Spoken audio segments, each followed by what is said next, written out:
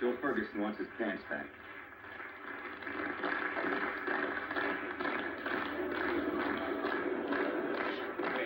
Hey, fellas. Quiet. Let's see what this is.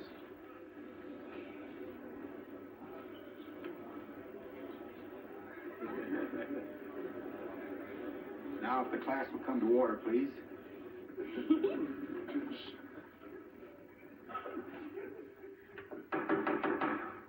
Now, if the class will come to order, please. Thank you. Last Friday, if you remember, I happened to mention that I wanted to read you 3 letters written by men whose profession was not literature, but who had something sincere to say. Once I declared that harmless intention, the world began to shake, great institutions trembled, and football players descended upon me, and my wife. I realized then that I was doing something important. The men whose letters I picked were Abraham Lincoln, General Sherman, and Bartolomeo Vanzetti. Originally, I chose Vanzetti to show that even broken English can sometimes be very moving and eloquent. This isn't just about broken English. It's more than that. Yes, sir, you've made it more than that. Well, Vanzetti was an anarchist. He was convicted. Thomas de Quincey was an opium eater. And Edgar Allan Poe was a drunkard, and Karl Marx was a communist. I'm not advocating opium or alcohol or communism or anarchy. And if I were, you'd have a perfect right to remove me. This was supposed to be a class in English composition. And I'm saying that I have a right to read any great writings, regardless of the personal habits or political opinions of their authors. And I still say it's a dangerous thing to bring up. No, sir. It's a dangerous thing to keep down, and if you want to make that political, all right. I'm fighting for a teacher's rights, and a student's rights, and the rights of everybody in this land. You can't suppress ideas, Mr. Keller, just because you don't like them. Nobody can, not in this country, not yet. This is not about Vanzetti. It's not a question of whether he was guilty or innocent. It's about us. This is a university. We're teachers, and it's our business to be impartial, to bring what light we can into this muddled world, to try to follow truth. And if I can't read this letter today, if it must be suppressed before you even heard what it is, tomorrow none of us will be able to read anything or teach anything except what Edward K. Keller and the trustees permit us to teach. And you know where that leads and where it has led in other places.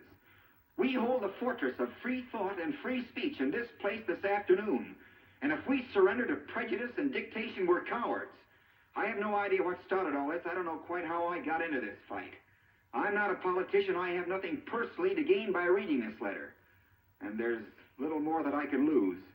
I only know I have to read it. If I can find it.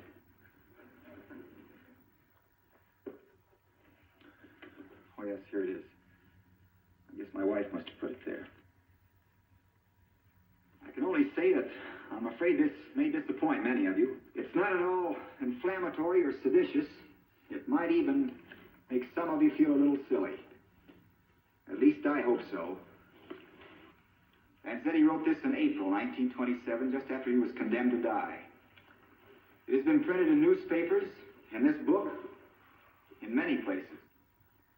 But if you should destroy every printed copy, it would still endure in the language because a great many literary people know it by heart.